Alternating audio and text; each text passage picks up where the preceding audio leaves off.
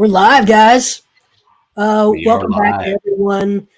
People are jumping in right now. So this is TPL Live. This is our live stream. And we're going to do a season preview of Ben Simmons. So back with me tonight, Serge, you were on Sunday, right? We did first one. Okay, Yep, Serge, you cover the NBA for Trend Basket, and you cover Major League Soccer, MLS, for us at the Painted Lines. Follow Serge on Twitter at Sergeant Kumas, right? Yep, there you go. Yep. And we also have Mike Small from the Killing Me Smalls podcast, from many other of our Painted Lines podcasts. Welcome, Mike. Are you excited about this? Ben Simmons, I've heard of him, so I feel like it's a guy I could probably talk to a little bit. But yeah, definitely excited to be on with you guys and have a little bit of fun tonight. Yep. And just joining us right now is Tiago. You will know him from his videos, from his breakdowns, from his draft content, from the 5-hour marathon on draft night. Tiago, how are you doing? How are you guys doing? Excited to talk I'm about. a Tiago fan. I'm gonna raise my hand. Yeah. I just want to say I'm a Tiago fan. I love the breakdowns. I learn something every time. Awesome. Likewise, same to you guys. I'm excited to be here to talk about one of my favorite players. So excited for sure. Good. So let's talk. Let's give a little preview or a little review. Ben Simmons hurt in the playoffs. Wasn't reported enough, I think. That I think fans still expected the team to maybe put up a better performance, but hurt in the bubble. But prior to that, put up 16.4 points, 8 assists, and 8 rebounds a game, which has basically been his average since he's come into the league. Did increase his efficiency in year 3. Got over that sort of magical 60% true shooting percentage. But I think he's still got some upside.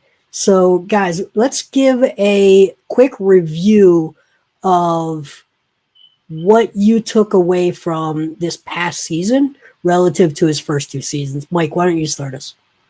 Yeah, I'd be happy to. So what I noticed this season, first of all, I want to say that I don't think he was the same guy in the bubble, even before he got hurt. When you saw TJ Warren go off the way that he did, Ben's defense didn't look quite like it did throughout the regular season before he had the injury. So I'm still speculating that he wasn't 100% in the bubble.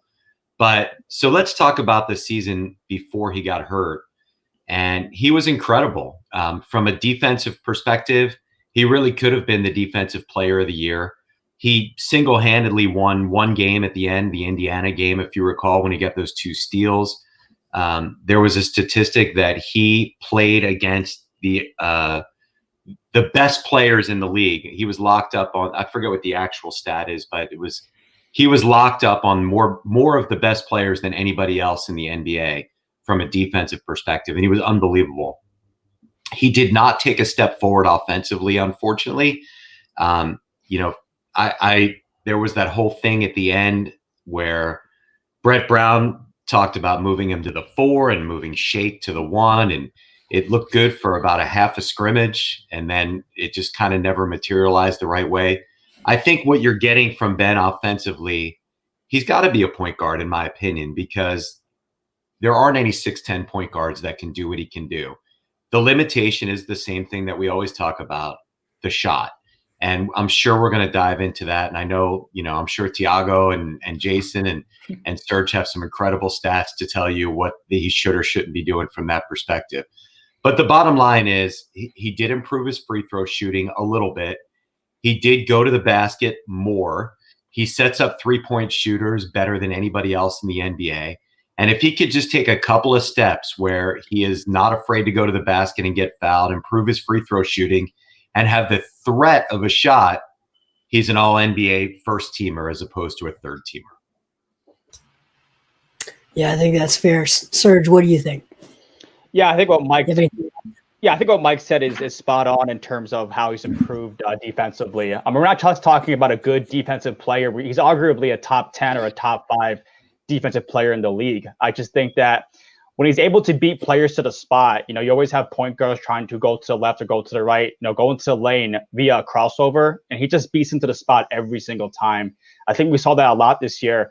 And I remember covering a game in Brooklyn on MLK back in mid-January where there was a play where Simmons went to the basket and he was expecting an and one. The ref didn't give it. The ball didn't go in. And he just sprinted to the other side of the court to get back on the defensive end. Seeing that alertness from him definitely was remarkable. Just seeing him sprint out the gate like Usain Bolt was amazing. Yeah, so Thiago, we've talked about his free throw shooting a little bit, getting to the line and not getting calls.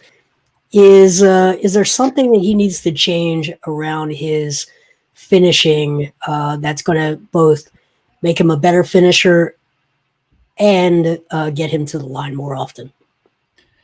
Yeah, I think when you watch Ben around the rim, I think one of the things that really stands out is his unwillingness to draw contact. And I think that's something around the basket that you see it very visually. He's sometimes very cute and very soft around the rim. But to what Mike was saying earlier in our conversation, there was a stretch of about 11 games between that Brooklyn game in January to the time where he had the back injury, which I think it was the Clippers game right after that. And it was about 11-game stretch where he was averaging about 22 points a game. But most importantly, he was getting to the line at about 8.5 free throw attempts per game, which at that time was the 8th highest among all NBA players. So you started to see a little bit of that transition of, I'm going to drive to score and draw contact, not so much drive to, pass or do something else. And in the bubble, I think we just saw a guy who was just not completely healthy. But the expectation I have for him next season is, a guy who realizes, his value offensively is downhill, is drawing contact and finishing around the rim. And I'm hopeful that he started to develop some of these, tricks of the trade in terms of drawing contact and and kind of enticing the defender that way. So I'm kindly optimistic about Ben Simmons here in this coming season. So today, Doc Rivers spoke with us. He said a few things about Ben Simmons. One of the things is he talked about his incredible intellect for the game. I think you see that come out in some of the passing angles, not just his size, but the passing angles he's able to anticipate. Also on the defensive end, I think his high IQ allows him to anticipate what the other players do. And Serge, to your point about crossovers, sort of understanding the little tells on the opposing player, the opposing team, to be able to jump lanes, maybe move before the other guy really gets to that spot. But there was a comment. I think let's talk about shooting around Ben Simmons, because I don't think anyone's going to. Everyone agrees you need to surround him with people that can space the floor. That gives him that downhill lane. Doc Rivers talked about it. Serge, why don't you give us some of the shooting weapons that he's got around him this year? Some of the new ones and some of the returning guys. Yeah, I mean, first and foremost, I think everyone went pretty wild when Daryl Morey was able to dump Al Horford's contract, and I think that same exact night he signed both Seth Curry and Danny Green. Both veteran shooters. They're not all that young. I think they're between the ages of 30 and 32, but great veteran shooters. I mean, Seth Curry comes from a line of a shooting family with Steph and his dad, Dell, in the NBA back in the 80s. So I think those are great tools in terms of shooting and spacing the floor. Me and Thiago actually spoke about that in the summer, where you'd often see players colliding with one another because the spacing just wasn't there. But I think with the additions of both Seth Curry and Danny Green are both really good additions, as well as Ryan Broekhoff and Furkan Korkmaz. Ryan's been only in the NBA since 2018. Yeah, he's not a huge or a big NBA vet in terms of his experience, but I think having both Broekhoff and Korkmaz is huge additions to the team. Yeah, Thiago, what do you think about that? Where do you look at the weapons he's got around him relative to last year? I think the change we're going to see is pretty significant. If you think about, the guy who he was usually kicking those passes to, they were usually either Al Horford or Josh Richardson. Now, they both shot well below their career averages last year, but the fact of the matter is, in Danny Green and Seth Curry, you have two very quick trigger guys, and that applies very well in the half court and also in transition. And that's something that I'm really excited to see Ben in that framework. Last year, again, a guy who could get down the court very quickly, point A to point B, but oftentimes he had a teammate who was just unwilling to take that quick trigger shot, in transition. So I think how it plays out very well both in both scenarios for Ben Simmons, and it should be an instant sort of offense in that regard. All right, so Mike. I want you to talk to this one. I'm gonna read a quote today from Doc. Asked about Ben and Joel as leaders, and anyone who follows me knows I kind of obsess a little bit about leadership, communication, and team building. Here's what Doc said. The leadership thing I don't worry about right now, and that kind of manifests itself through his play, through his practice habits, and his example. But because he's going to have the ball in his hands so much, he has to have an understanding every night of what we're trying to do and what we're trying to get, and he has to be able to communicate to everybody on the floor. He has to become a great study of our offense and the opponent's defense. So there's a lot there. Mike, what are your thoughts on that quote? I think it's a couple things. I think what he's trying to tell you is Ben is never going to be that rah-rah vocal leader. I think he's learned that already. I think what he's saying is he'd like to see Ben just, be able to be a leader by example, to, put in the work, to shoot when he's open, to be able to do some of the things that the team expects, to dive for the loose balls, etc. But I think what he's also telling you is, Jason, you're not going to like this, but I think what he's trying to tell you is Doc is more of a leader than Brett Brown was, and in terms of credibility, in terms of swagger. And I think he's trying to tell you that we're going to be fine in that department. And I think between me, I'm talking as Doc right now. I think between me and Ben, you'll get all the leadership that you need. That's kind of what I'm getting from that. Serge, you've been in the locker room. You've been around Ben off the floor. What's your take on that locker room and his role as a leader?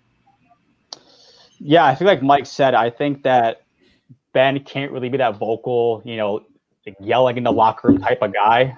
When I see Ben, I sometimes see like a guy that's kind of passive aggressive. He's kind of flashy. I think if you watched his interviews during the draft process back in 2016, a lot of people would ask him, "Hey, Ben, who was the best player you ever guarded?" And he would say things like, "Oh, a lot of guys gave me a good shot," but he'll never name a particular player. So I do think he's kind of a bit too flashy. He kind of thinks he's the next like LeBron. He's a prince, so to speak. So for the most part, Dwight Howard already told him that he was, so it's okay. Yeah, that adds more to it, right? So I think he's a bit, flashy, passive aggressive, but hopefully that changes when he comes into his prime, the years of like 25, 26, 27. So I hope it changes for the future. Yeah, I think it's really important for the point guard to be a lead communicator, in my opinion. Yep. We've got Austin Krell has joined us late again, 2 days in a row. It's I can't help it. I'm gonna write it up next time. By the way, thank you to everyone who's watching. Get your questions in. We're gonna start taking questions in a few minutes. I see some very nice comments like this one. Hard to argue with Nadir. Always gives us great feedback and comments. So Nadir, thank you. Really appreciate you coming back to spend some time with us. Okay, Thiago, you just heard Mike and Serge and Doc Rivers on Ben Simmons as a leader. Give me your take, watching a ton of film, a lot of game film on him. Give me your take.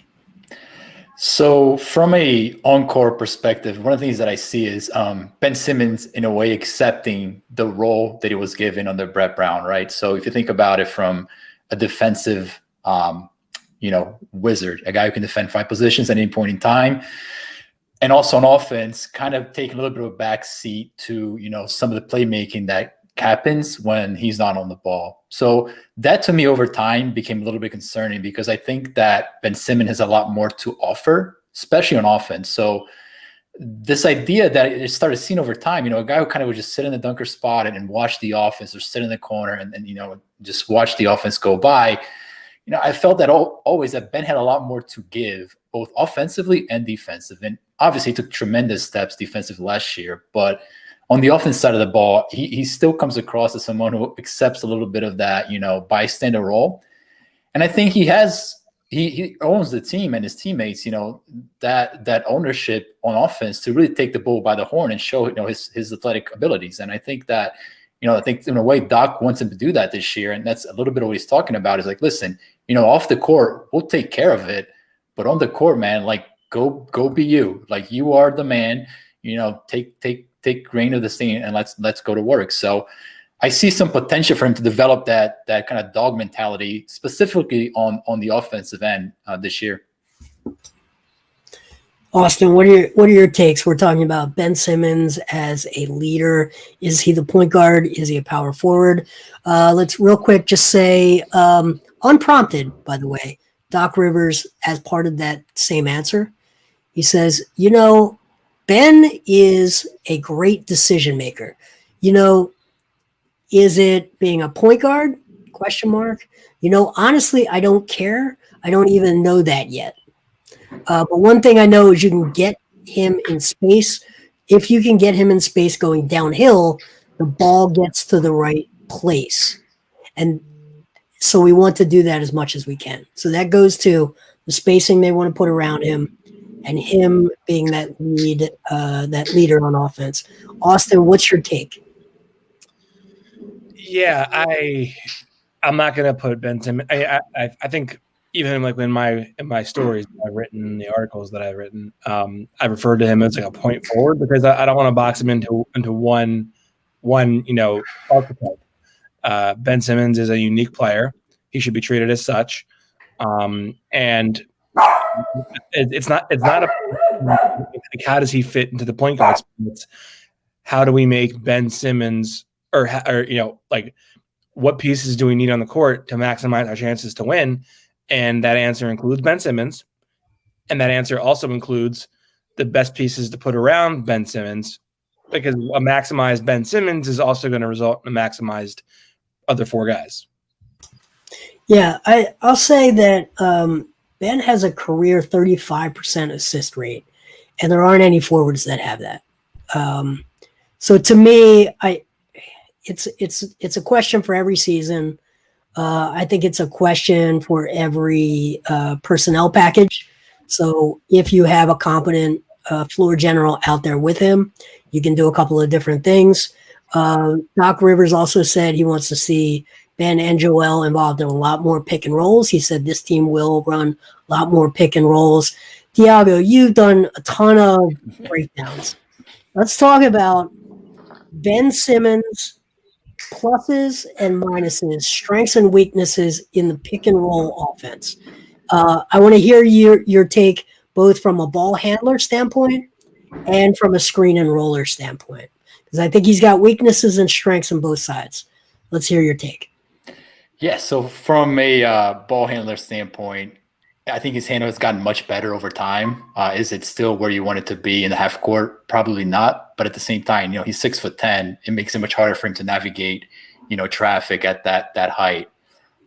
So I think there's opportunity a little bit for him to develop that handle in the half court a little bit more. I do see a tremendous partnership with Joel Embiid in the pick and roll. And we saw some of that in the early Brett Brown days. His ability to draw defenders and draw gravity his way is a huge source of opportunity for Joel to kind of slip behind the defense and get that easy lob. So this idea that Ben and Joel cannot work in a pick and roll, I don't buy it. Even without a shot, I think there's a lot of opportunity there. As a screener, Ben has started to show more and more of that screener role look last year under Brett Brown. I do think that he needs to develop. He needs to become a better screener. Period. Him and Joel both need to be that, and they will have to be that in Doc's system. Doc's going to require a lot of that from both of them. So, but I think overall, I'm excited about that partnership because I think his ability to draw the defense in the pick and roll and create mismatches should play very well to the Sixers offense. Yeah. So, Mike, Ryan, the Swope says, wish Ben Simmons and Joel Embiid would switch brains with one another. Ben would have the willingness to shoot, ... And Embiid would be more of a post-up player and close to the basket player. So Ryan wants to see Ben Simmons let it fly, Joel Embiid not let it fly from three. What's your take on that? I thought he meant he wanted Joel Embiid to date Kendall Jenner, and he wanted Ben Simmons to date the Victoria's Secret model. But I guess he meant, yeah, I see what he meant.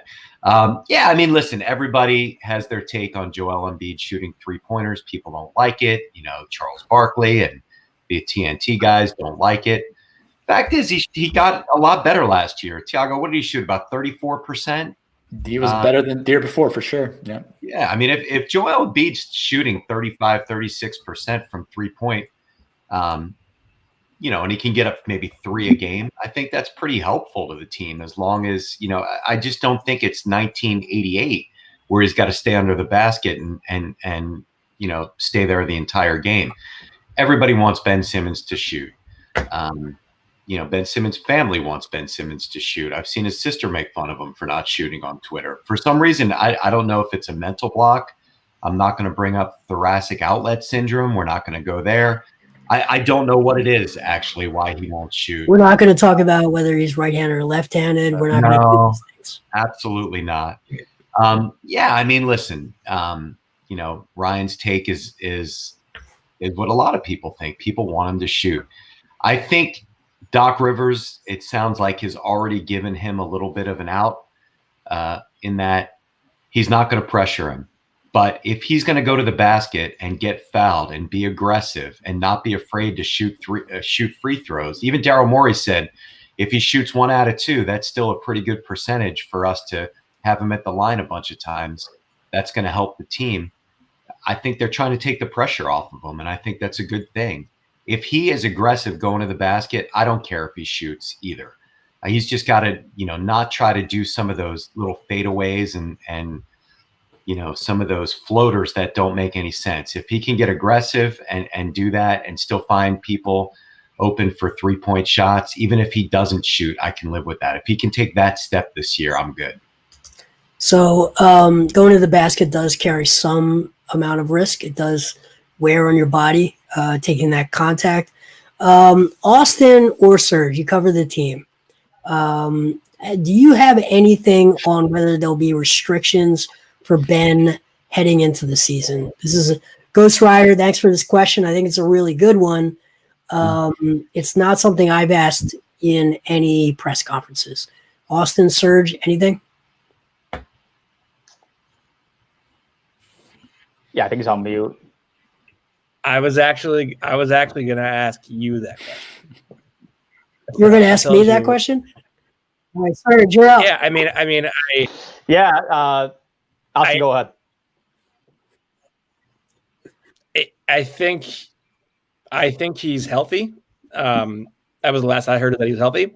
I don't know what the restrictions will be like. But I mean, keep in mind, like, the injury, it was very unclear as to like what that injury was. I mean, it was like he has no swelling, no pain, not a big deal. Then he's out the rest of the season. So I mean, it was kind of lacking clarity as to what it was. But last I heard was that he was healthy. So yeah, no, I think I mean, it was very clearly a problem with his IT band that manifested in some severe lower back pain. That's when they shut him down. He worked his way back, if you recall. He worked his way back to play in the bubble before suffering a knee issue. It's unclear whether that is completely unrelated to the back issue earlier in the year, but that IT band does sort of go all the way down to the knee and can manifest in significant pain there and even lower into the foot. But I don't have anything that says he's limited. I've seen him working in the gym. Tyrese Maxey, we have talked about to Tyrese about working out in the same gym with Ben and LeBron. So he's certainly not been laying in a hospital bed or unable to work on his game. I will say this: I think the back is a bigger concern for me long term than the knee is. That's something I think needs to get fixed. Yeah, IT bands are tricky, but it doesn't make it a chronic degenerative problem. It just means he's going to have to really be diligent about stretching, staying limber, increasing his flexibility, and those kind of things as he starts to put on muscle. Now that he's 24, he's just going to add more natural weight and muscle. So he's really got to get more diligent about flexibility. And plenty of athletes go through this. Like, a lot of hamstring injuries come from not properly knowing how to stretch. All of these things are connected. All the parts in the body are connected. I've done some videos with Dr. Raj from LA. Talks about this stuff extensively. Let's go back to Nadir. Oh yes, here we go, Nadir. Okay. Oh God.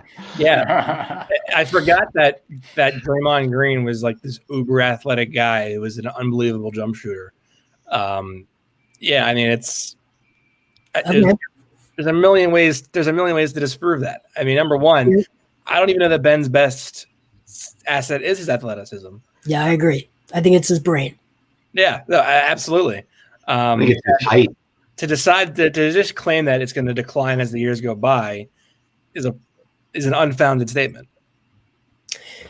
I mean, Father Time is undefeated, but he's still on the way up towards it. Yeah, no, I mean, like naturally he's going to decline at some point, and then I also don't think that it's going to mean shit, Ben Simmons is losing it. Let's go put Furkan in.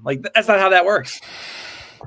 So yeah, just to comment on that, if you look at the world's best athletes, like if you follow soccer, Ronaldo is 35, he's gonna be 36 in February. He can't run as fast as he did when he was 28, 29, but he's still a great player. He added something different to his game. He doesn't run fast anymore, but he's more tactical now than he was when he was 25, 26. So I'm pretty sure Ben will figure it out once he gets to that point in his career. Yep.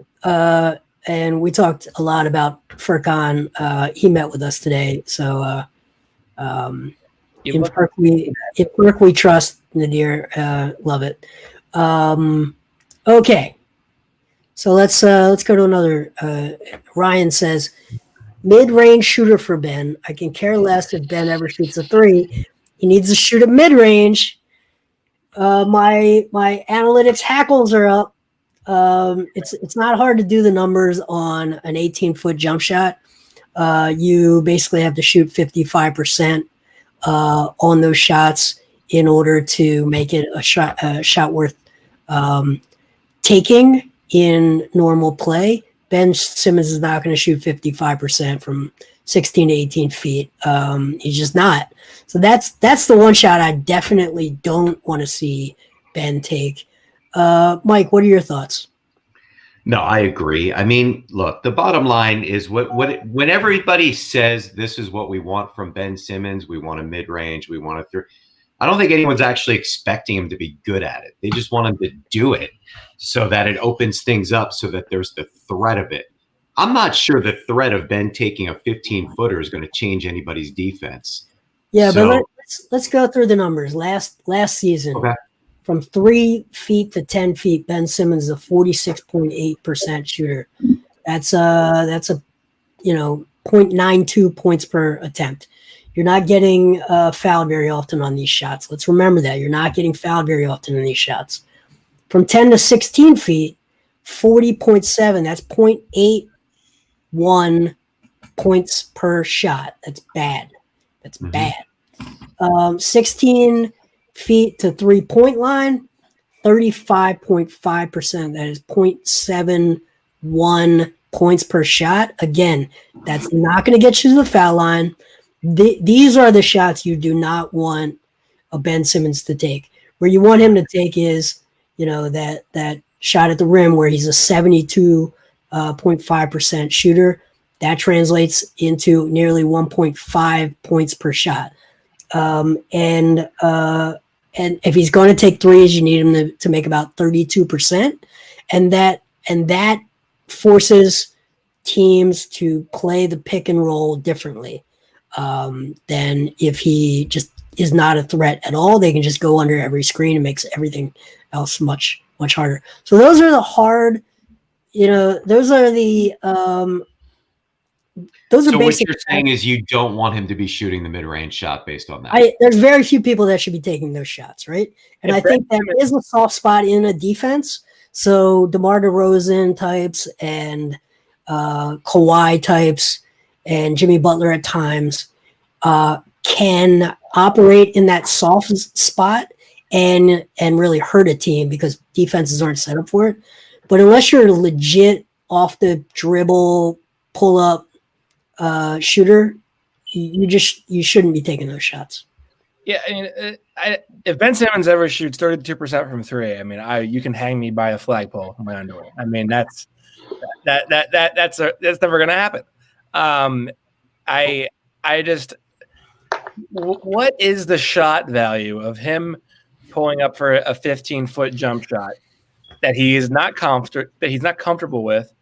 You have a guy on the floor who can shoot 40% from three, a guy who's almost not even arguably the best post player in the game. He is the best post player in the game. Why do you need Ben Simmons to mindlessly chuck shots at the basket? I mean, even if he shoots them, it's also, not. do you mind if I interrupt for a second? I want to ask you this, and I think this is where we're all going, right? We think about 2 years ago when the Celtics just left him alone in the playoffs, and he really didn't have a role, and he ended up just hiding in the dunker spot because he would bring the ball up. There was that wall he couldn't penetrate and couldn't do anything else. The question is, do we want him to shoot a mid-range, or is there something he can do when other teams do that to him? Yes. Yeah, and I think the other concern is, without being open to taking that shot, if he does the drive to about 12 feet, hit that wall, jump up, turn around, and look for an outlet, That's a problem. Those lead to points the other end. Those right? are ugly. Yeah. That's what you don't want. You'd rather have him hit that wall and just pull up and just miss a soft floater. Give yourself a chance for an offensive rebound, even if the numbers look bad on paper. Or you want him to keep going into the wall, maybe get an offensive foul once every 5 or 6 times and get fouled 3 or 4 times out of it. That's what I want him to do. What he could do that would help the team is take pride in being a prolific high energy screener off ball. If that wall hits, I mean, there's no shame. I mean, I guess from the standpoint of clutch sports, it isn't the sexiest job in the court, but I mean, don't take pride in, hey, I'm going to get you open. I'm going to set you a rock hard screen, curl, pin you down, curl around and shoot.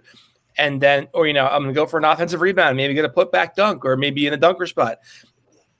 He doesn't have to shoot. He doesn't have to waste possessions on jump shots, especially even if they go in, no one's going to guard him. They don't guard Giannis, and Giannis is a significantly better shooter than Ben Simmons is.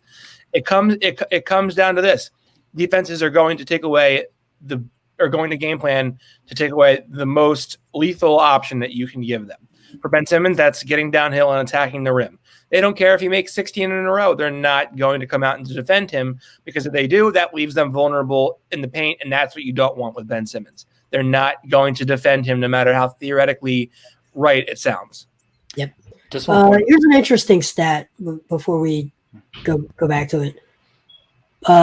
Less than half of the number of dunks from Ben Simmons last year versus the year before. I'm sorry. Was someone going to add something? I was just going to say one thing, Jason. Just from the shooting standpoint, I think there's expectation that Ben should shoot like 5 3-pointers a game, or whatever, 4 mid-range jump shots a game. I don't really believe he should go into a game with any type of number in his mind. But I do think there's value in shooting the ball late in the shot clock. So think about from the standpoint of, I'm in the corner, there's 2-3 seconds left in the shot clock. the ball gets swung my way. Now, yes, I do think at that point, Ben Simmons should go ahead and take up the shot wherever he's on the basketball court, because that is possibly the best value that he has at that point in time. And oftentimes you see Ben try to make that one extra pass, and at that point in time, the offense just completely kind of falls apart. So I think going into the season, thinking less about how many, but at what point in the shot clock Ben Simmons should be ready to shoot, may start shifting people's mindset about like how can Ben over time develop a jump shot with this offense. So that's something to think about, I think, going into this year. Yep. Big Shane Gillis, who I'm convinced is Joel Embiid's burner account. Thanks for watching again, Shane. I want to say that every time I introduce him, by the way. Simmons is already top 10, in my opinion, and his contribution to the team is significant. You saw it in round one. Serge, what do you think about that? As a top 10 player? Yep. Yeah, no. So I don't think he's there yet. I saw Bleacher Report. I was doing this morning that he was 16th back in 2019, October 2019, the whole top 10, the top 50 players in the league at the moment. Austin knows my argument. If he's not better than Luka Doncic, then he's not top 10 yet. Yeah, and I think it's a good comparison. I think we'll see Seth Curry as an interesting sort of counter. Top 10, like call it what it is. He's not a top 10 player in the NBA. He's not. Yeah, that's not a knock. I mean, he's just not a top 10 player.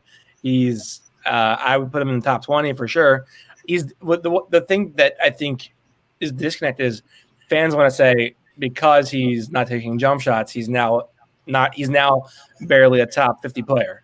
They call him Bum Simmons. Right, he's not. He's a top 20 player in the NBA. Let's not misconstrue that. He has his shortcomings for sure. He's not top 10, but he's not top 50. He's top 20. Yep. Listen, you can just look at the team's win-loss record when Ben Simmons plays versus when he doesn't. And as much as we love shot makers, you can compare. Let's put a guy like, I don't know who the top 10 would be, but there's a lot of people that love Devin Booker, right? And Luka. And I think you can compare Ben Simmons' win-loss record with those two guys, and he fares very favorably to those two guys. I think he gets put into that sort of second tier a lot, but he can do so many things. I think it's unfair. Now, is he a top 10 player? I could probably name 10 players that are, contributing to more wins in the postseason. But you can't. There's another problem at hand here. Well, let me ask you guys a question. In a high leverage situation defensively, would you guys put him as a top 10 player? Absolutely. Oh yeah, top 5. Yeah. Top 5, exactly. Yeah, and I think that's where the people tend to miss the narrative on Simmons a little bit. It's like, overall, he's probably not top 10, but in that clutch of the moment, you need a defensive stop. Like you guys said, I would put him as a top 5 player. So is Ben Simmons better than Bam Adevayo? Yes. Oh. Yes. You think? I think so. It's hard because Bam is so fresh in your mind from this past postseason. Yeah. So I would say Bam. This is the Pascal Siakam conversation from the year prior, where a guy looks so amazing playing off of as the Robin to a Batman, with all those pieces that fit perfectly around him. Bam is the kind of guy, if you sent him to Charlotte to be the centerpiece, I think you'd see a different player if teams game planned to stop him. Not saying he wasn't in the game plan. That you have to look at are Jason Tatum, Donovan Mitchell, and Devin Booker. Is he better than all three of them? He's better than at least one of them. He's better than Donovan. He's better than Donovan Mitchell. Not better than Booker. Yeah, Jamal Murray in there too, I guess. No, wins and losses don't lie. I mean, Devin Booker, we might see them continue their hot streak from the bubble, but it hasn't. Devin Booker's going to be better with Chris Paul by him. There's no question. Oh yeah, yep. They still have to play defense. Yeah. That's where I lose Devin Booker and Jamal Murray. Those guys. I definitely wouldn't pick Jamal Murray over Ben Simmons. So this is None of you said Tatum. I'm sure, Sam. I'm sure you are. This is a compliment, but this has been one of the slanderous terms and comps used for Ben Simmons since really his rookie year. People would call him Tall Rondo. I personally love Rondo's games, his mind, his intellect, his ability to pass, but that's a tough comp. I don't think Ben would love that one. Let me ask you this: is he closer to Rondo or LeBron? Because he's been comped to both of them. I'd probably The LeBron comp was premature, I think. I'd probably say LeBron. Now. I'd probably say LeBron. I think he's shown flashes of LeBron more than he's shown flashes of Rondo. Yeah. Wow. His ceiling has been LeBron-esque. His floor has not been Rondo. Did Rondo ever make an all-defensive team? Oh, yeah. Yeah, he did, yeah. Early in his career, Rondo was a beast on. Maybe not. Maybe I'm wrong. I'm pretty sure he did. He was a well-regarded defender. Rondo's had a few off years where you wonder what's going on with him, but an advanced intellect for the game. Okay, Sam also says, how's it going, guys? He just needs to shoot if he's open and got the best shot. Open guys, shoot the shot. Eric Snow. Yeah, it's simple. Even Eric Snow. I will say this: the few times that we saw him shoot in the corner when he was open, the game against the Knicks and a couple, even though some of the ones that he missed, they look pretty good. I mean, it's not like Markelle Fultz throwing something up. Mike, watch him in pregame, Mike. He hits like 10 in a row in the corner. Yeah, I know. Smooth. It doesn't look bad, right? Serge, you've watched them really close up pregame from the corner. What's your take on his shot? Yeah, the form is great. I mean, everything's tucked in. Nothing's really. Not the answer Jason was. It is, man. That elbow was great, But like Thiago said, he makes like 10 in a row during pregame every time, and so people always slander him. Hey, he's shooting this hole in pregame. What's going on in the actual game? Jason, you want me to even in the actual game though? It's not like it. It's Amari Cooper acting like Markelle Fultz. I mean, it's not. It's not horrible for sure. Yeah. No. I mean, shoot the open shot in the corner. If you do that, I'm fine. I think the best answer is the best answer for this question would be, if he's comfortable, let him do it the way he wants to do it. But in terms of like mechanically speaking, there's a lot going on with that shot. That is not right. I don't even know. I mean, like we make fun of Kevin O'Connor all the time for saying this, but like. He looks better shooting the ball righty than he does lefty. He looks way more in control. He does. Oh, man. I mean, shout out Michael Kidd-Gilchrist. I mean, that thing's been broken since what? I mean, I think, just throwing that out there. I think I'm a lefty as well. And I've said this before, so I'm not like Me too. breaking anything. Lefties naturally are more ambidextrous, I think, because the world just is built for right-handed people. So we learn to do other things with our offhand. I think there is a ton of value. I've actually talked with some people in the Villanova coaching tree about left-handed point guards, because Jay Wright loves left-handed point guards because of the pick and roll angles that you create as a lefty versus as a righty. I believe Ben Simmons is very close to ambidextrous, and I've actually written about this for the Painted Lines. I think when you have a brain that doesn't have a clear dominant side, it can take a little bit longer to develop the really fine motor skills.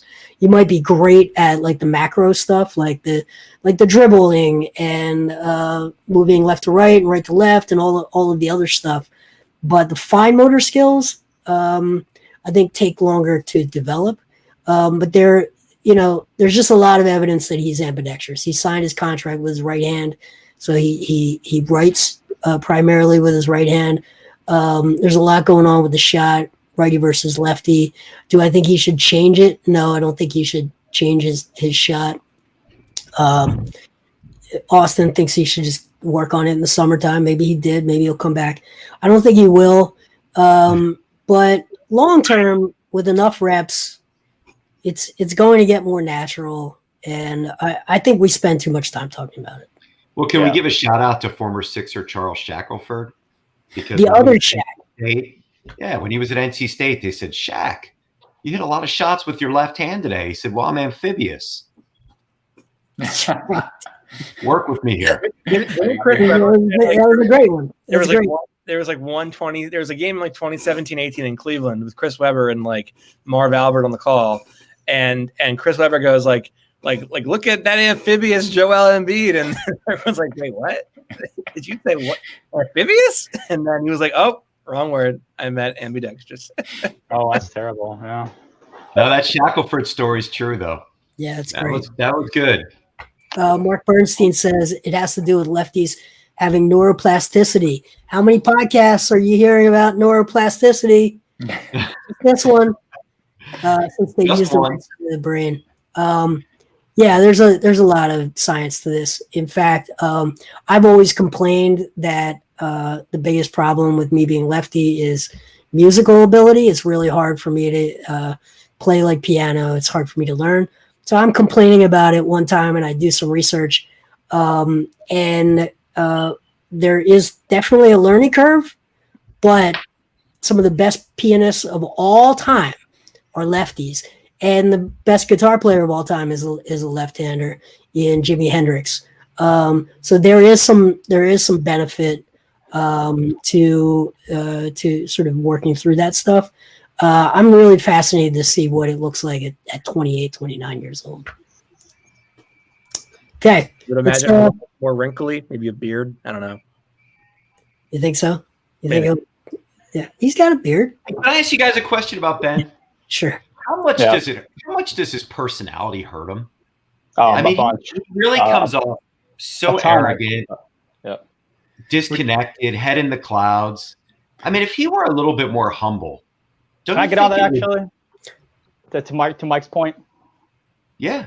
Yeah, I think he's absolutely right. I think I said it like 20 minutes ago, but I think I at one point thought that Ben wanted to be like a Hollywood celebrity versus a basketball player. I just think he always wants to be in the limelight. So I think his personality and ego definitely get in the way. Because if he shoots and he misses, it doesn't look good on him. He doesn't look like a good player. So that's why he's not trying, in my opinion. So I'm not 100% sure I would characterize Ben Simmons as arrogant.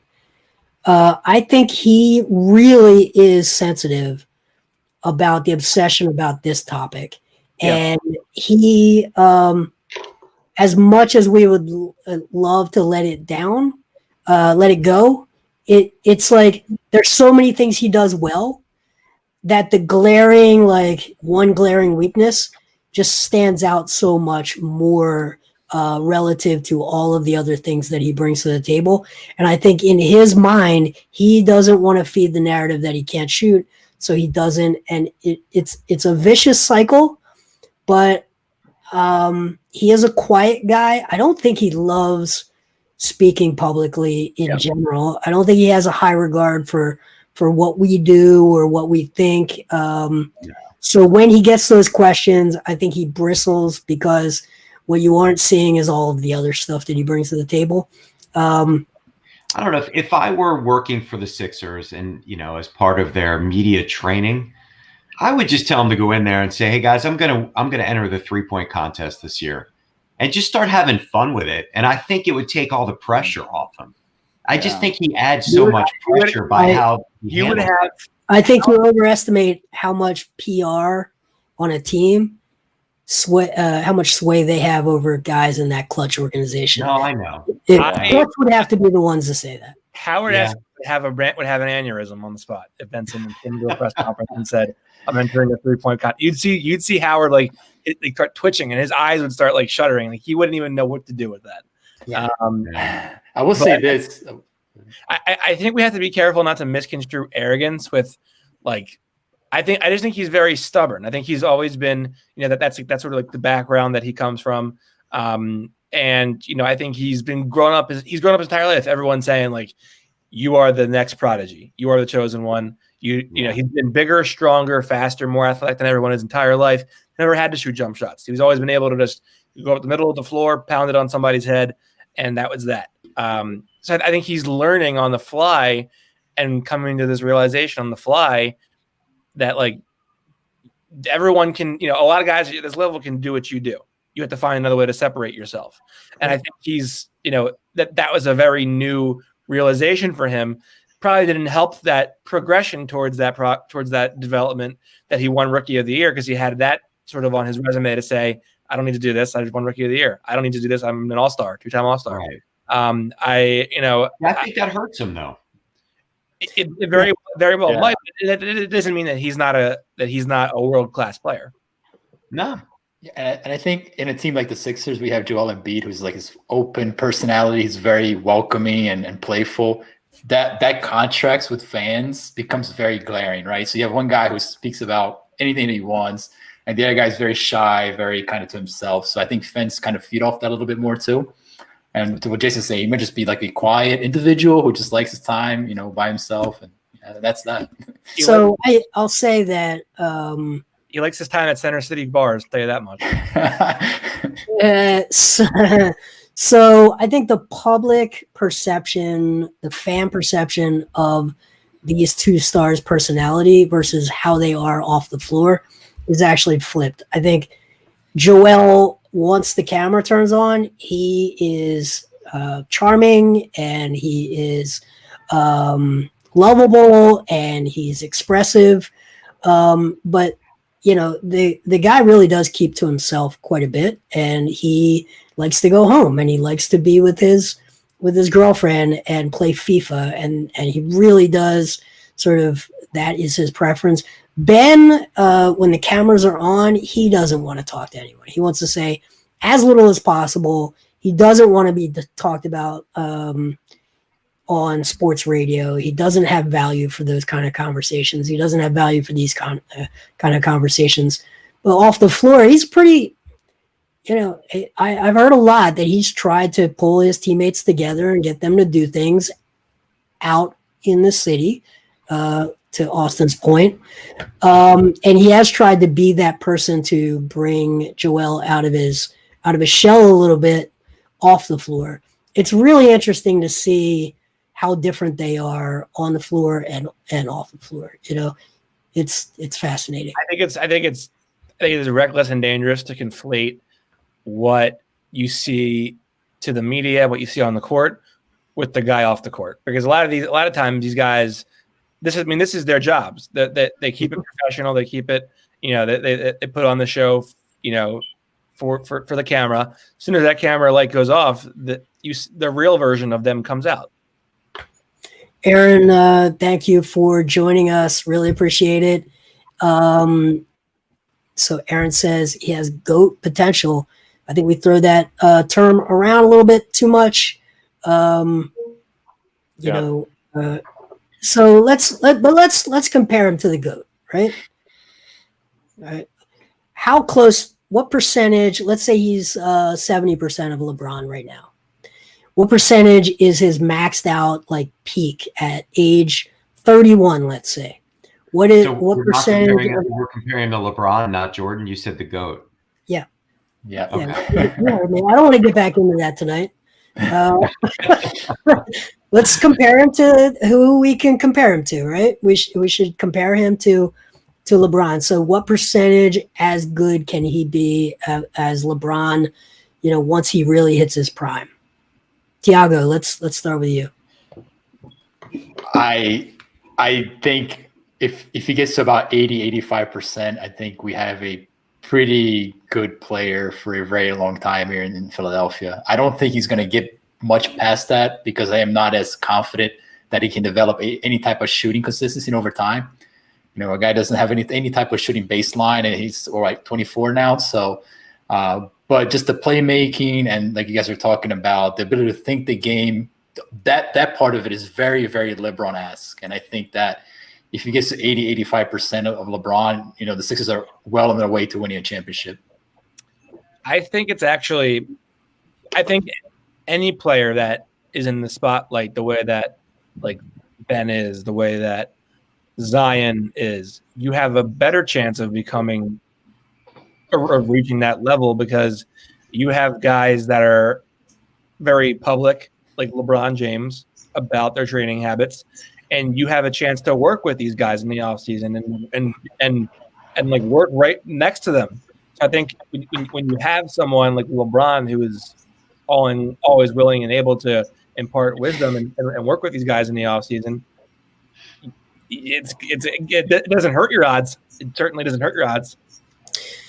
Yeah, I agree with that. I think as you see over time, sports get, athletes get bigger, faster, stronger. Equipment gets better. So there is an evolution, and they basically learn from the habits of the greats, pick up the good stuff, try to leave the bad stuff behind. I don't think personally the off the floor stuff, is all that harmful for most players. But yeah, I don't think he can eclipse what LeBron James has done. I just don't think there's even enough time to do it. LeBron at 24, I think, was a better player than Ben Simmons at 24, even if Ben is a better defender at this point in his career. Okay. So, Yep. Anybody want to comment on this? Nope. Does anybody agree, believe in If hypnotists? we start going here. Yeah, I've never been to a hypnotist, but I think he's already seen professionals in that field of how to get his head right. I mean, isn't that like reported? Yeah, sports psychologist. yeah. I don't know. I think every athlete should have a sports psychologist that they talk to. I could use one before going on podcasts, quite frankly. Wouldn't hurt. Change my mentality a little bit. Yeah. Shoot your shot, Mike. Shoot your shot. Okay. Let's see. What else do we so let's talk about the defensive side, because we've sort of casually referenced it, but we haven't really gotten into it too much. So Ben Simmons, that's Joel Embiid's stats. Okay, so Ben Simmons, last season, 2.1 steals per game, up from 1.4 per game the prior season, 0.6 blocks per game. Defensively, he had a defensive rating of 106 and an offensive rating of 116. That is a plus 10 net rating. Let's talk about his defense. What makes him, first of all, let's say, what makes him so good defensively? Tiago, let's start. I mean, the immediate word that comes to mind is positional versatility for me. And I'll give you guys some very quick stats. So defending Pascal Siakam, right? Held him to 5 for 19. Defending Jason Tatum, held him 5 to 16. Defending Bradley Beal, 6 to 15. So you're starting to see a little bit of that positional versatility that I'm talking about, right? A power forward, a small forward, a shooting guard / point guard type player. And, in today's NBA, where the ability to switch 1 through 5 is at absolute premium, his defense becomes as important as rim defense in the NBA today. So I think that's something that immediately stands out with Ben Simmons. That's something that, teams should be salivating at with this guy. I mean, Mike talked about it earlier in the podcast about that game in Indianapolis. Like, late in the game, he was the guy. He absolutely was the guy making everything happen down the stretch. So there's a lot of exciting things about his defense. Tiago, do you remember that game? Not last year, but the year before. It was in Golden State. It was a weeknight, and that to me, it was his coming out party defensively. He was unbelievable, using his wingspan, deflecting so many shots, steals and dunks. And, it was that game that I said, damn, this guy really can be special. And it's defending without fouling too. That's something it's so hard to move your feet and stay balanced and not come in contact with the defender. And he can do all those things at a very high level, fight through screens and not plow guys over. It's quite impressive, Austin, anything to add to that? I agree. I call him the queen of the chessboard defensively, because he really can credibly defend 1 through 5 on virtually any team. And it's one thing to be a guy that says they can do that against certain teams, certain matchups. You go team by team, and there just aren't a lot of teams that have a guy that he can't defend. Austin, thoughts? Yeah, last comment before I go, because I had to go to a family function, unfortunately. You came late and you're leaving early? Listen, Two demerits. Sometimes the stars got to do star things, right? So I'll say this. Maybe at a downtown bar. Yeah, me and Ben Simmons tonight. I'll say this. I think the unspoken value and asset of Ben, it really drives Ben's defensive ability is his motor. Super high energy guy, always gets low, gets up in your face, and spreads out his wingspan. I think so much of defense ability, so much of your ability to defend the guy in front of you is your ability to actually keep yourself locked in and engaged on that person. And if you have a high motor, it's much easier to do. So I think his ability to sort of keep that high intensity, high energy, get low in a stance, and really knock down those fundamentals that really make him a physical juggernaut. Mark Bernstein just cracked me up. But yeah, I mean, I think motor and his wingspan are two main things that you can't discount that really make him the defender that he is. A lot of guys are long. Rudy Gobert is long. If you don't have the foot speed, you don't have the motor, you're going to get blown by. I would say that Ben Simmons' wingspan is actually one of his less impressive traits. He does have a 7-foot wingspan, but he's 6'9". Just a couple of things I want to point out that his net effect on the team is the best on this roster. So he is a +10 net rating. That is just a hair above Joel Embiid at a +9. So the two stars really are the stars of this team. He had of the starters, he had the second best defensive rating, just behind Joel Embiid at 106 for a team that was in the sort of 110 range, kind of mediocre. But he just, if you look at steals per 100 possessions, he's up there among the league leaders, especially for starters at 3 steals per 100 possessions. So, we're talking about a guy that can lock guys up one-on-one, which doesn't always translate to a steal, and can also really defend in space off ball, anticipate things, create turnovers.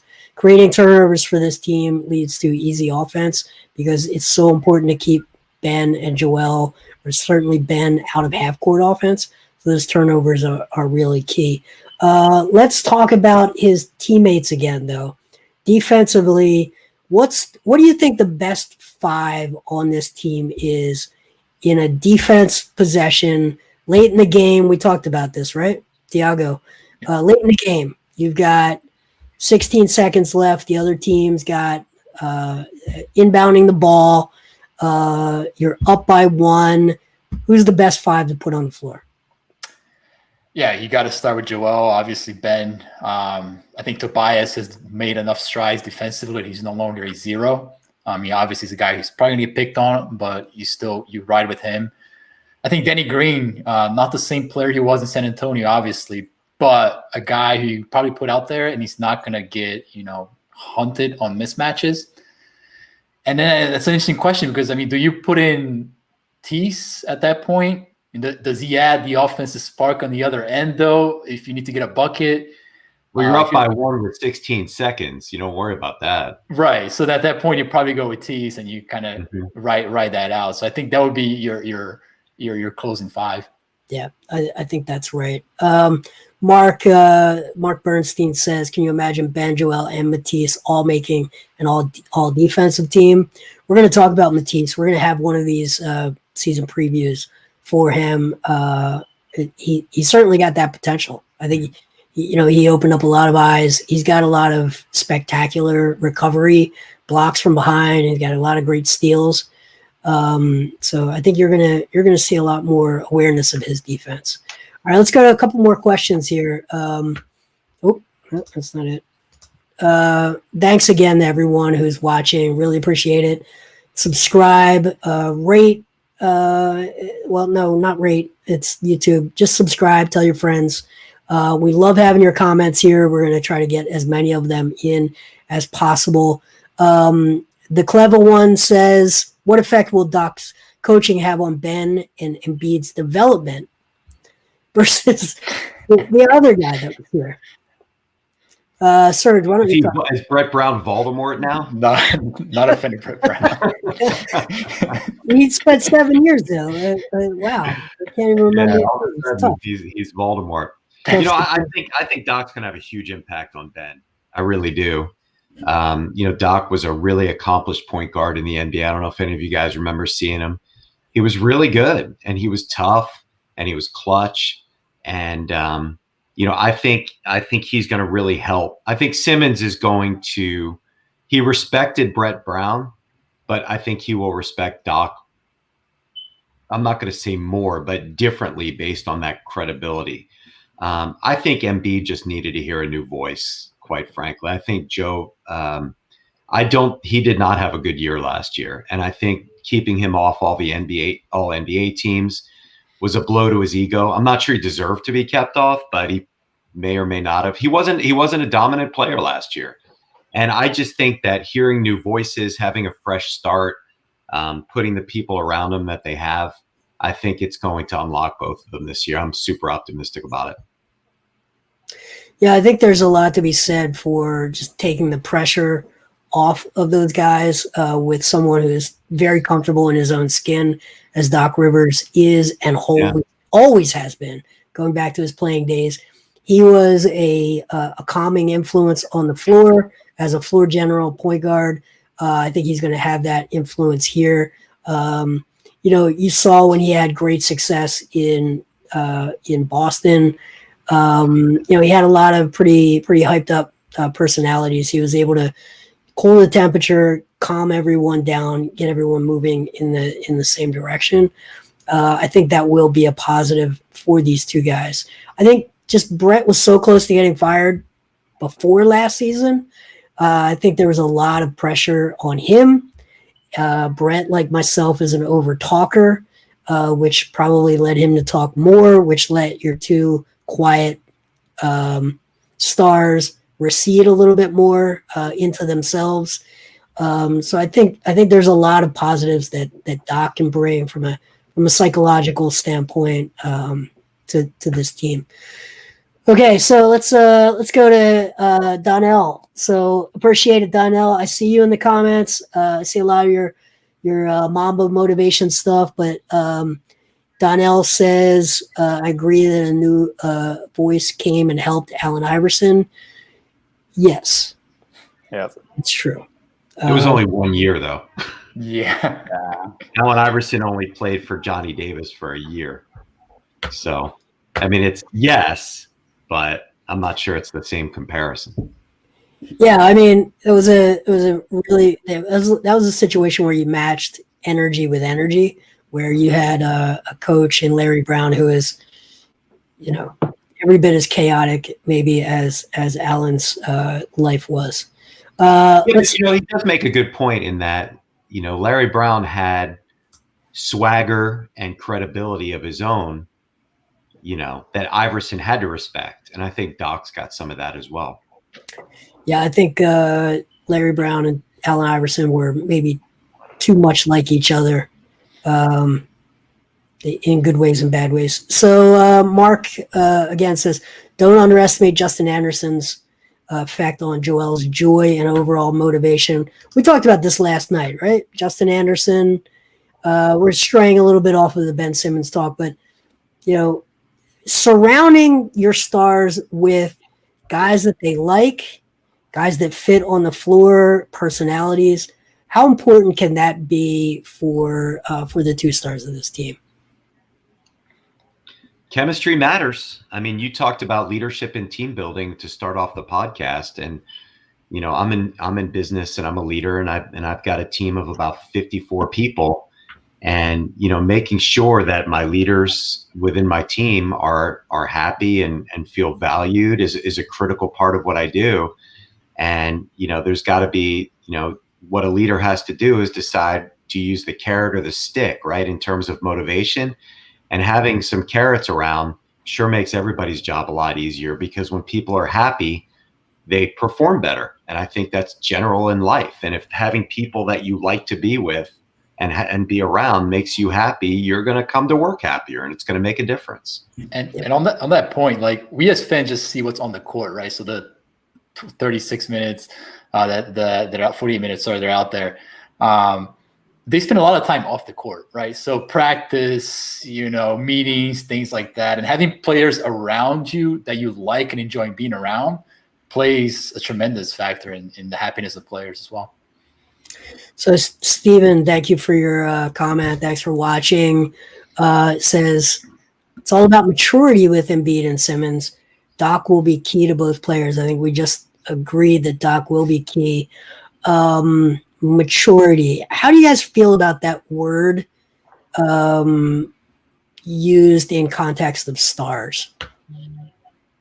Is it fair? Is it unfair? I mean, I'm just not sure that we're qualified to tell you whether they're mature or not. I think some things that Joel Embiid does seem immature, but he's a father now. Maybe that changes you.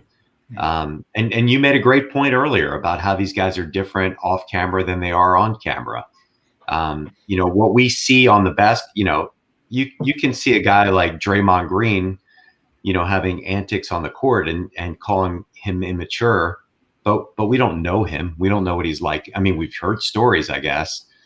I don't know. I think that's dangerous when you start talking about maturity at this point. Yeah, I agree. Let's, Lucas, thank you for watching. You think Ryan Broekhoff will have a big role on this team? I'll start because I think the answer is probably not. I think if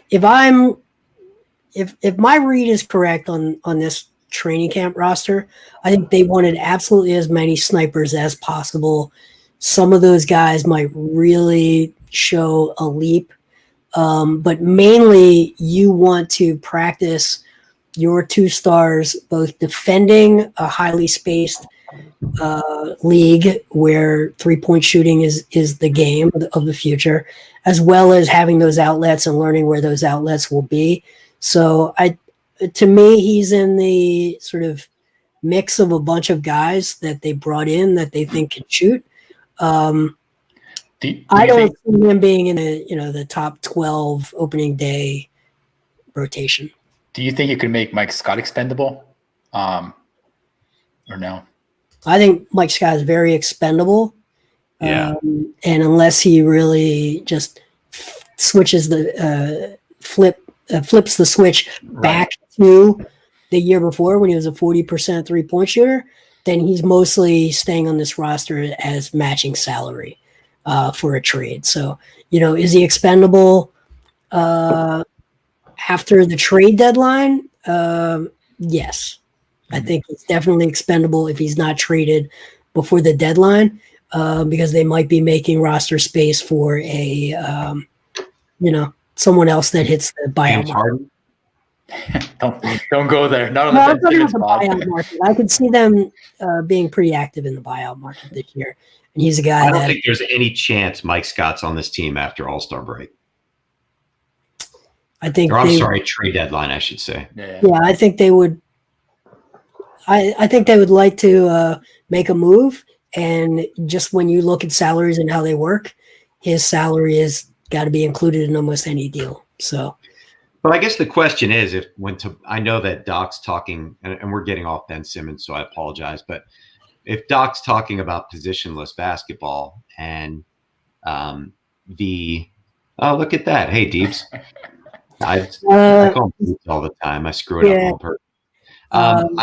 You talk positionless basketball. When Tobias comes off the floor, who's playing the 4? Interesting. Okay. A very interesting question.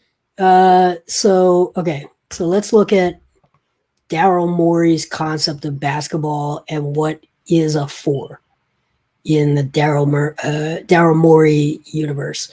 But I think you could say Tobias hits the bench and Ben slides to the 4, because you're probably taking Tobias off and adding either a Danny Green. So that's the question, right? Seth Curry play the 1. Seth Curry slides the 1. Shake Milton slides to the 1 if Ben is still on the floor. So I think that is worth watching, but I think you have a couple of different options. I'm not sure that Mike Scott, aside from being 6'8" and too slow to guard, wings, is a 4 in any meaningful sense of the word. He has a really good. Jace, I'm sorry to interrupt you, but I look at it like this: if they're playing the Lakers and the Lakers have Marc Gasol and Anthony Davis at the 4 and 5, what are you coming back with if one of the guys has to go out? So, yeah, go ahead. We're going to miss Al Horford. You're not going to put Mike Scott on Anthony Davis. No, you're not. And the 4 is kind of migrating from a stretch position back to a defensive position. So in your question, Mike, in that situation, you're thinking, can I get away with a Dwight Howard at the 4, or perhaps a Tony Bradley at the 4, guys who can kind of anchor down in that position. So I wouldn't put it past Doc experimenting with those guys in that role. Obviously, the fit with if Doc, Embiid, Embiid, Howard, Ben gets a little bit weird. But again, if you're playing the Lakers, you have to think defense first in that scenario, and you can't, like Jason was saying, you can't just roll out Mike Scott out there. He's going to get. Well, I think the answer is it's not Ryan Brokoff. Probably not.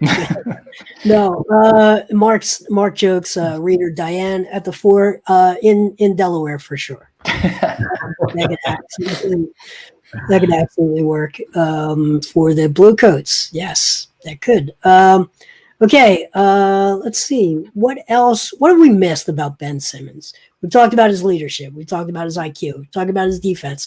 We talked about the things he can improve, getting to the line. We talked about his shooting options. We talked about his shooting. Things hurt Ben if you pay attention to these things, and I admit that I do. When you listen to JJ Redick's podcasts, he talks about, different young players that really worked hard, and he's never mentioned Ben Simmons. You listen to Jimmy Butler's interviews. I know you're not a big Jimmy Butler guy, but, Jimmy Butler, sort of dropped many hints about, Ben Simmons not being what he should be. Do you think those things hurt him? Do you think that they, give us a little bit of a glimpse of what the guy's committed to and not committed to? Or do you think I'm overthinking it? I don't think you're overthinking it. Serge, do you have any thoughts on this? Yeah, Ben's a grown man, so I don't think he takes it with a grain of salt, I think, like most things. Well, I don't know about Ben thinks, but should we think that? Should we think that? Our perception that Ben is the first guy in the gym and the last guy out? I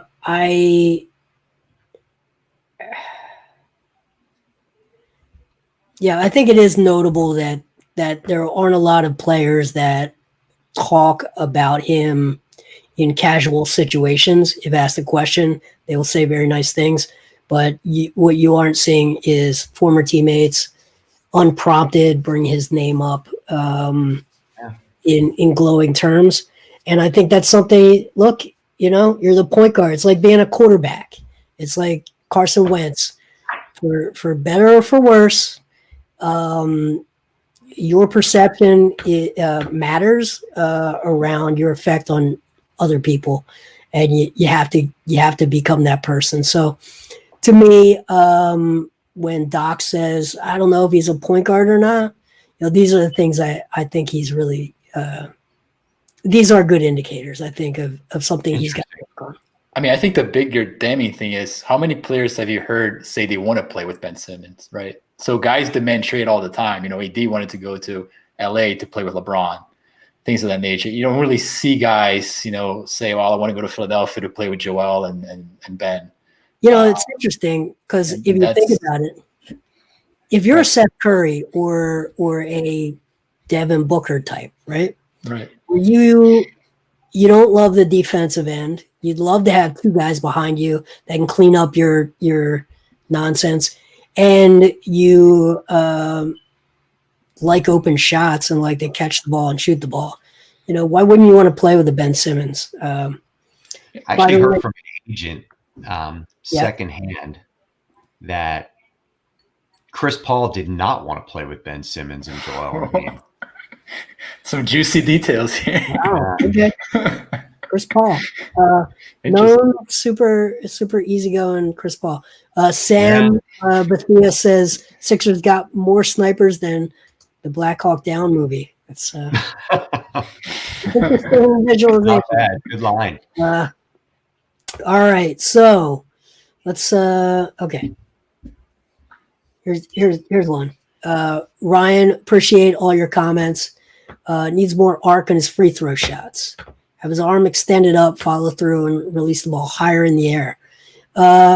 His release. Shout out to my guy Ryan, man. All kinds of good Twitter love for this podcast. Yeah. Appreciate all your interactions.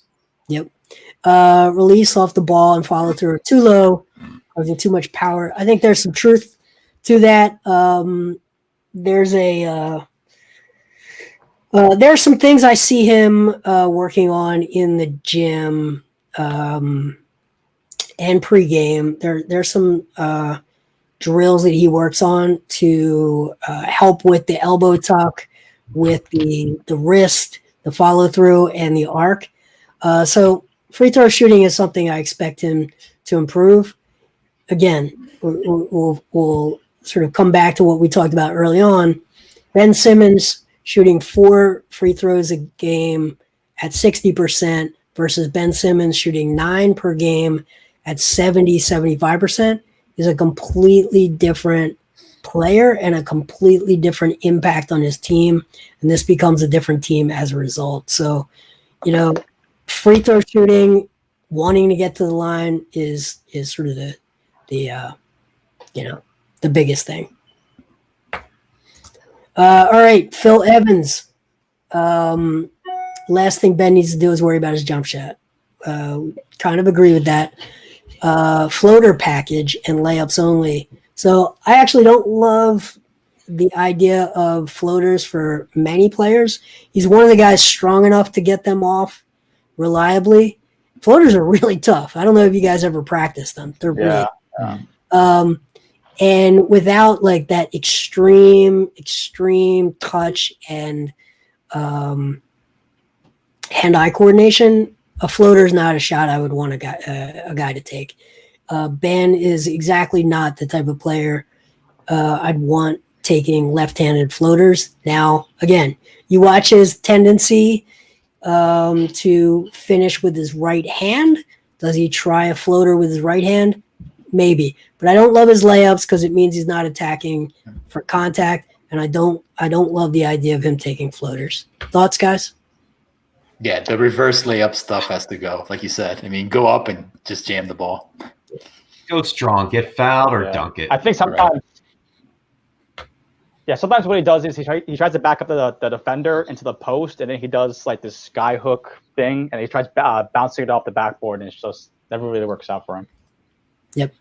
Mark asked a good question. So there's a little bit of inside baseball, a little bit of how the sausage is made. What kind of access to the team do you get in the world of COVID-19? So I'll answer that in terms of everything has been Zoom calls.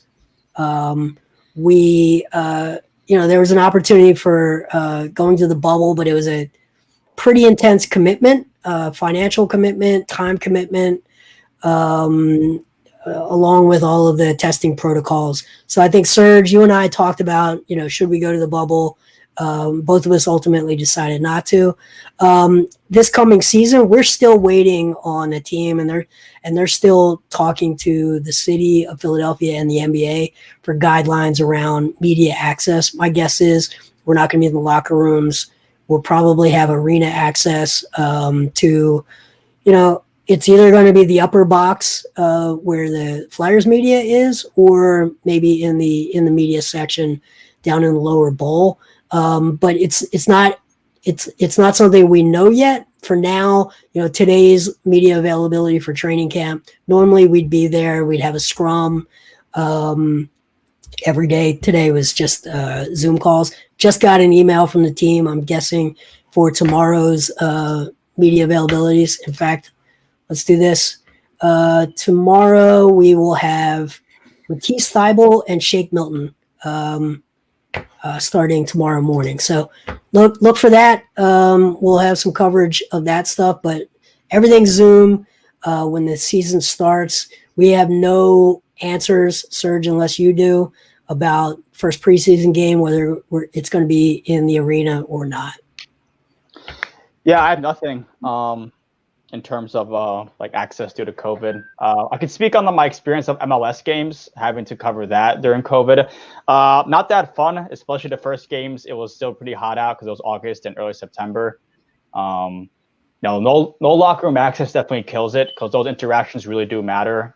Those talks and everything like that. So it's definitely a downside, but that's been the whole entire year for everything. So it is what it is. Yeah, the lack of locker room access, the difference, I think, and Mike, you've done this too, right? You've covered a lot for many years. The difference in having a camera on, recording, and a microphone going, the conversation you can have with a player versus not, and in a much more casual setting, has long-term impacts. Positive, you can really develop a rapport with someone and sort of understand where their mindset is, so you can ask better questions of them when it is time to go on record.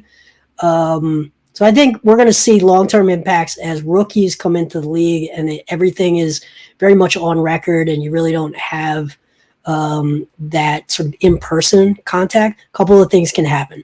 Agents, and we're already seeing this. Everyone on this call has probably gotten DMs from agents or texts from agents.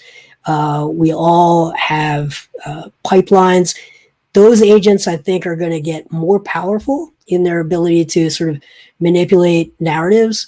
And it's going to be harder and harder to sort of gauge just casual body language, whether someone's going through some stuff or not. Is just much more difficult to do. We had a lot of times, Serge, remember a couple of years ago when Furkan had sort of fallen out of the rotation, and his family was in the city and they weren't acclimating well, and there was a lot going on in his life, and you could kind of see that translate into his play time, his performance. Those are the kind of things you can be sensitive to if you just have a more natural and personal sort of outlet. When everything's on the record, it just becomes more difficult. Yeah. Yeah, I think you saw that with Jahlil Okafor. I think this was way back in 2017. He wasn't playing at all. He was. I'm talking about I think he was third overall in 2015, and he wasn't playing at all back in 2017. And Sixers are going to trade him. His whole body language, his whole demeanor was just down the drain. He just didn't want to be there anymore. You couldn't really blame him. It's a tough situation, but it can really demoralize a player for sure. Absolutely.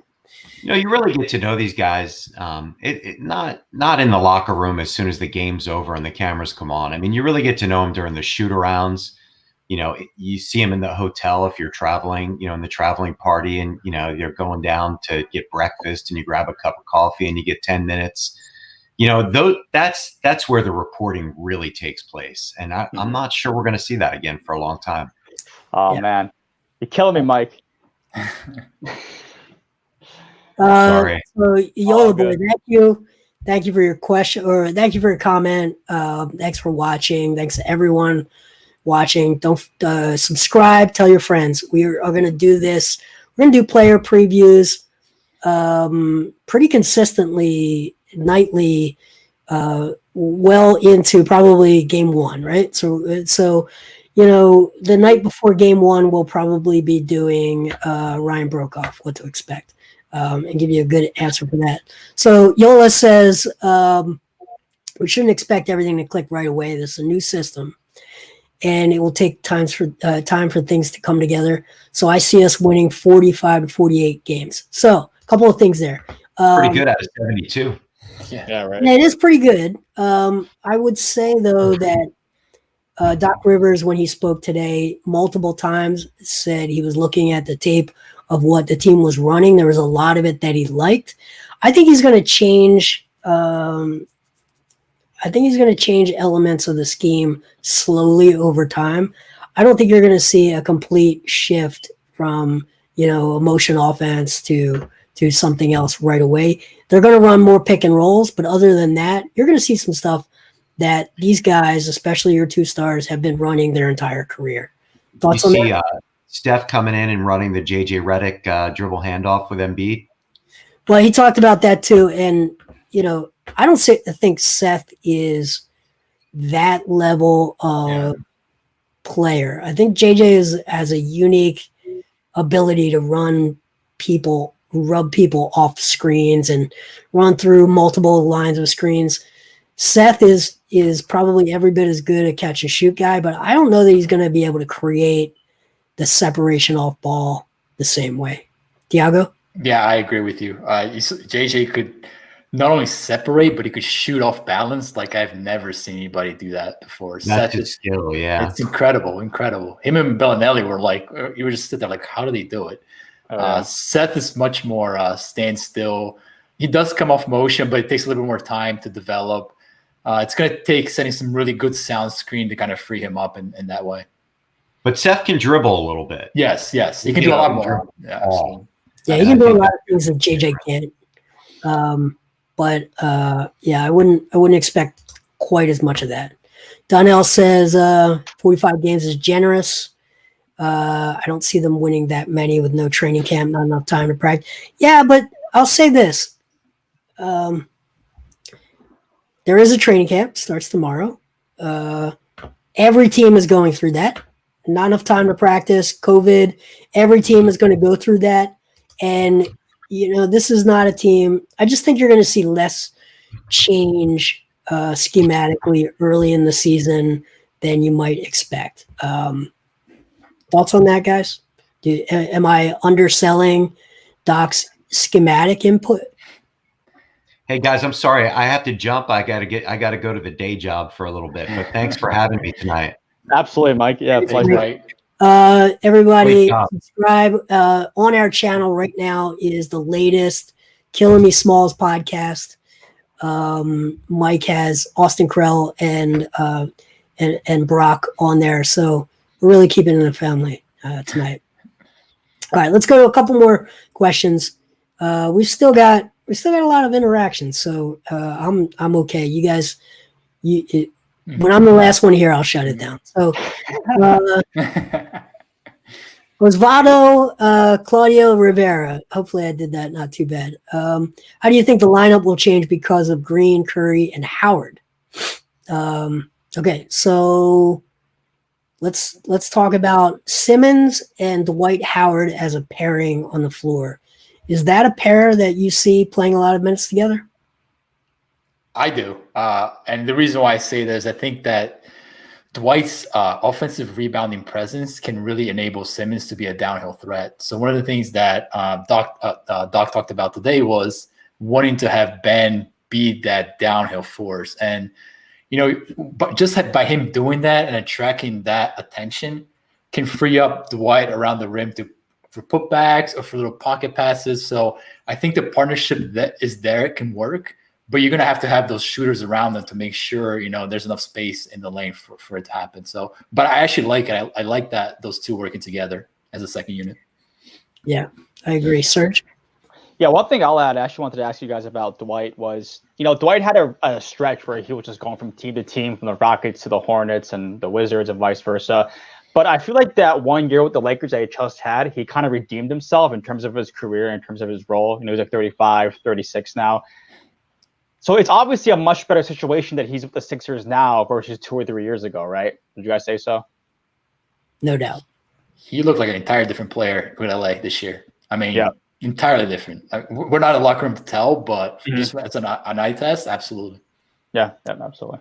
I think when you keep it simple with him too, and you're probably going to see a lot of drop pick and roll coverage from the center still, and have him screen and crash the boards and roll to catch lobs. When you're not asking a guy to be a star who's making a ton of different decisions and carrying offense, it's just, you can see someone with the physical gifts that he's got can just have a renaissance in their career. And I think, I don't think that was a 1 year blip personally. It's just, for me, all about keeping it simple with him. Okay, let's, here we go. Christopher Moody, Dwight's overboard ability isn't going to help Simmons because Simmons is looking to get layups and dunks. How's Dwight going to help that? Well, Ben misses a lot of yeah, that's what I mean. He's not a polished finisher. I mean, he does. He again, we talk to talk about Ben. Ben's number of dunks last year versus the year before was half of what it was in 2018 and 2019. So we do want to see Ben attack the rim and dunk more. But let's look at the other side as well. Dwight is a ferocious rebounder on both ends. I think there's going to be plenty of Kobe assists available for Dwight in the putback offense. But defensively, again, it creates certainty. It creates two really strong players on the back line for this team. To put those two together as much as possible, I think is a good thing. Thoughts? No, I think you said it spot on, Jason. All right. Dwight is a lob threat and pick and roll is the killer weapon for those two. I actually kind of like this, right? The idea that both of them would go downhill, maybe one down the left side of the lane, the other down the right side of the lane. And, whichever one, and I trust Ben to have the ball in his hand and make a decision, but whichever one of those guys is not the focus, gets the ball, takes the shot, and now you've got 2 6'10" really strong players sitting there waiting to fight for rebounds. So I kind of like the two of them on a pick and roll, both getting downhill. Yeah. I mean, he's a massive target. I mean, I have not many players have that type of catch radius that Dwight does. Yeah, it's more than even the catch radius. You can't knock him off a spot. You can't. Right. You can't even he can just go through contact. So Jared Allen has a great catch radius, but one bump and he's in the second row, right? Yep. Dwight, the dude is strong as hell. So yeah, I think it's interesting. And defensively too. I mean, we did this. One thing the Sixers did not have last year is Al Horford was not the rim protector behind Joel Embiid. He just was not there anymore. And teams took advantage of that. I mean, they attacked the Sixers at paint at a high level. So I think Dwight's going to change that equation pretty significantly this year. Yep. Osvaldo, hopefully I'm pronouncing your name right, says, who do you think is going to provide complementary offense? So you've got Joel Embiid, Ben Simmons as your two stars. You've got Tobias Harris. Do we think Tobias scores more like the 20 points per game with the Clippers, or more like the 16 or so last year? Where do we see his complementary offense coming from? Tobias, who else? Seth Curry? Yeah, go ahead. No, I mean, I think Furkan could definitely do that. I mean, definitely, in terms of last year, lighting it up against the Chicago and Memphis. Can he do it against playoff teams? I'm not sure. We haven't seen that in the regular season or the playoffs, so they could definitely be an option. Yeah, I would say that if your tertiary complementary scorer is not Tobias Harris, then something went terribly wrong with his shot or his overall offensive game, which would be kind of scary to think about.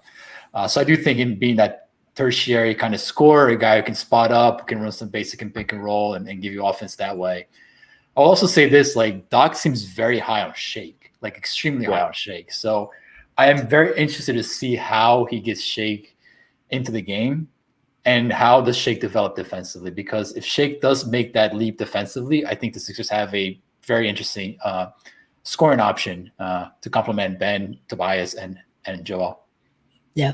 I was actually wrong. Tobias Harris finished up with 19.6 points per game last year. He was quietly not bad until the bubble, obviously. Oh, man. I just think he faded way too quick. I think Jason and I were talking about it last year where Tobias would shoot the ball maybe 4 or 5 in the first quarter, and he would just really just cool down so fast. He just couldn't be consistent throughout the entire game. Yeah.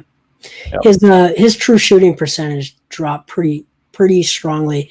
He was above 60% with Doc Rivers in that half season in LA. 55% last year. That's a significant drop off. If Tobias can get back, and we're going to do a Tobias podcast, but if he can get back to that level of efficiency, that's going to help Ben. That's going to help everyone, and that becomes a real complementary piece. Just one quick thing, guys. The Christmas schedule just came out, and the Sixers aren't there this year, so that's interesting. That was an interesting game last year. It was. That was a great game. Yeah. That was Giannis. Yeah, that was a blowout, right? Oh, yeah. Yep. It was one of those games where you could write your game story during the game, which is always nice. So you're not up until. Oh, man. Yep. Pouring threes that game. That was beautiful. Yeah. Is it a hot take? Ari Prince says, is it a hot take that I think Seth Curry will be the third best weapon offensively? Thoughts on that, guys? I don't think so. I think he's going to do a lot for this offense. Doc talked about, he's going to be a ball handler. He's going to be a guy who's going to run pick and roll. So to think that he can't develop in that third scoring option, I tend to agree. So he scored basically 18 points per 36 minutes last year. Only played 24 minutes per game, which is surprising. But when you look at his three-point shooting 45% for the last 2 seasons from 3, that's just tremendously valuable. So if you saw JJ Redick putting up 16, 17 points per game for this team, is it unreasonable to think you can get that out of Seth this year? I don't think so. They should play faster too, which should help as well. Yeah. Okay. So that brings up a point. There is a natural conflict when it comes to pace between having a Joel Embiid and a Ben Simmons on your team. This is one of the. If you have Ben Simmons, you want to play fast, right? You need to play fast. If you have a Joel Embiid, you actually want to play at a slower pace, unless you're really going to reduce his minutes load. So can this team play as fast as they'd like to with Joel and Ben? Yeah, I just think it matters how you run your offense. I think we've seen plenty that once the ball goes into the paint to Joel and he starts taking his man one-on-one, the offense just really, really slows down. Everyone just starts watching him. So yeah, I think it depends on who you run your offense through. And let's not forget, like Ben's rookie year, the Sixers were 4th in pace, and then the second year they were 8th in pace. So last year things obviously completely changed with the roster they had in place. But I think Doc wants to stay between that 4 and 8 range in terms of pace, and I think Joel has proven he can fit that role. Blocking shots leads to transition offense. Right. One shot defense, not giving up buckets leads to defensive rebounds, lead to faster offense. There's a lot of ways, but I do think there's a little bit of a conflict between like a Shake Milton isn't a super fast pace player. He's kind of a slower pace half court guy. Joel is more of a half court guy. So it's interesting to see whether they have the right mix of both, or whether there's a conflict where they don't do either really well. I'm going to skip by Justin. I see your Tyrese Maxey questions. We're going to do a Tyrese Maxey episode and what to expect. We'll get to those. But Phil Evans says that the team still lacks a perimeter threat with the ability to get his own shot off the dribble. I think that's probably fair. Mm-hmm. How likely is Zach LaVine a deadline trade target? So, guys, let's talk about this. Obviously, this team would love to have a Zach LaVine. Does it really matter, like, what kind of start Chicago gets off to? He's going to get a chance to start with Billy Donovan, right? Right. And I think Chicago wants to give Zach LaVine like one more good run to see what they have in him.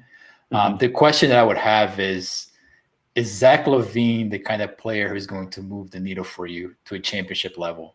Because what you're going to have to give up to get him will likely limit what other possible moves you can make in the future.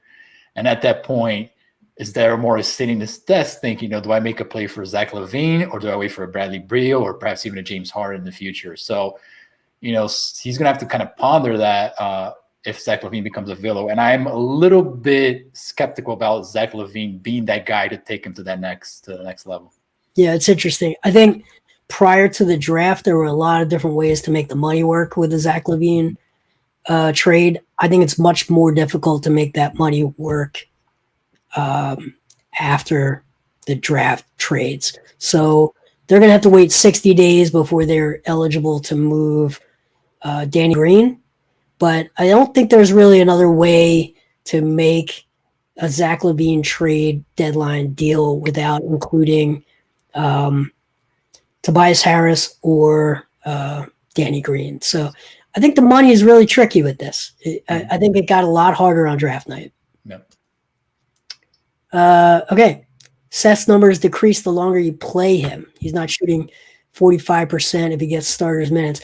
I think there's some truth to that, right? So the guys that are non-superstars, they do tend to be more efficient with lower usage. So I do think that's worth noting, right? Mm-hmm. Absolutely. Yep. Yeah. Osvaldo says again, he still hasn't told me whether I'm pronouncing it correctly or not. I'm waiting for that comment. Sixers head coach Doc Rivers plans to run more pick and roll. Do you think this will work? Tiago, what do you think about this? Do I think it's going to work? I think there's a potential to work, obviously. Do I think they're built to run pick and roll with the current roster? I do think that they're a little bit, probably one more ball handler short to do that. Ben can do some of that. Seth can do some of that, perhaps even Shake. But what I think they're truly lacking is that ball handler who can operate the pick and roll, draw contact, get to the free throw line, and really create value from that standpoint. And I don't see that person on the Sixers roster today. So I think what we're going to see is a balance between pick and roll and more of some of the concepts that Brett Brown was running this last couple of years. Yeah. I think they have two guys that can do the pick and roll at a slower pace, and that's Tobias Harris as a pick and roll ball handler and Shake.